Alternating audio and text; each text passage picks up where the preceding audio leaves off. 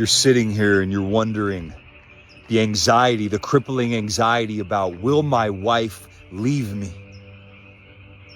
And now you've realized that you have a lot less control in your life than you thought you did initially. And you're looking back in regret and you're asking yourself, why? You're screaming at yourself, why? Why didn't I change when I had the opportunity to? And now that you have this conscious awareness, it's basically like looking in the mirror at a man that you can't respect, at a man that you're just so let down by the fact that you didn't see the problem as the problem was happening, or you avoided looking at the problem while it was happening, and you're figuring that now you're being reactive in terms of the problem rather than proactive in terms of the solution. But guess what? That's a beautiful place to be. Number one, because if you're not dead, then God's not done. Number one. Number two, because that awareness, brother, is the bridge for you to get to the other side of your new life. It's a situation right now. You're at the fulcrum, at the crux of a situation where you have a massive opportunity to not do this to try and save your marriage, but to do this to save yourself. The version of you that created the chaos, created the dysfunction, created the disruption, created the disconnection between you and your wife. It's a beautiful opportunity in your life because right here, right now, you realized what truly matters. And don't tell me right now you wouldn't be willing to sacrifice everything that you have in your life just to have that connection back.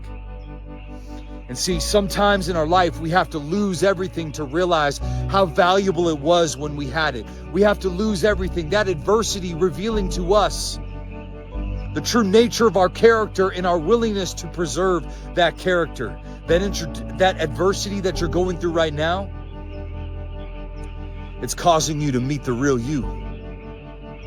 And it's also causing you to come to terms with what you've sacrificed for so many years and what you've lost as a result of what? Neglecting areas of your life that were most valuable in terms of your fulfillment, your happiness, your contentment, your peace. What did you build everything in your business for? You built it to enjoy it with the people that you love. You didn't build it to prove your worth. You didn't build it to receive external validation. You didn't build it for material objects. You built it for legacy. You built it to provide value. You built it to find purpose. And it's time that you return there. It's time that you return back to a space in your life where you realize your motive behind what you're doing. You wake up with intention and a motive behind what you're doing. So you lost that. You became disillusioned by life. You became disillusioned in business. You became disillusioned in your marriage with this false sense of security, like no one's ever going to leave me. I'm in control. I call the shots here, but guess what? God is the ultimate shot caller. He's the ultimate shot caller. He's the only shot caller. And he's taking you to this place for a reason. So my question for you today, brother, is what is this teaching you? How are you growing through this experience?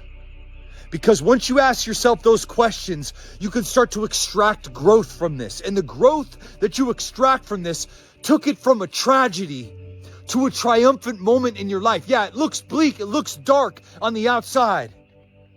But there's a lesson here for me. There's growth to extract here for me. And I'm committed to that process. And see, once you start asking yourself that question, right, what can I gain from this? You become a dangerous person in a good way. But guess who's more dangerous? The person that starts to ask himself, what can I get out of this that I can use to help somebody else in my future? What can I get out of this that'll allow me to appreciate my marriage even more? What can I get out of this that'll allow me to improve my personal development process? What can I get out of this that'll allow me to become a better father? See, the man that asks himself those questions, he becomes really dangerous in a good way. So my question is, why are you feeling more like a victim than you are dangerous?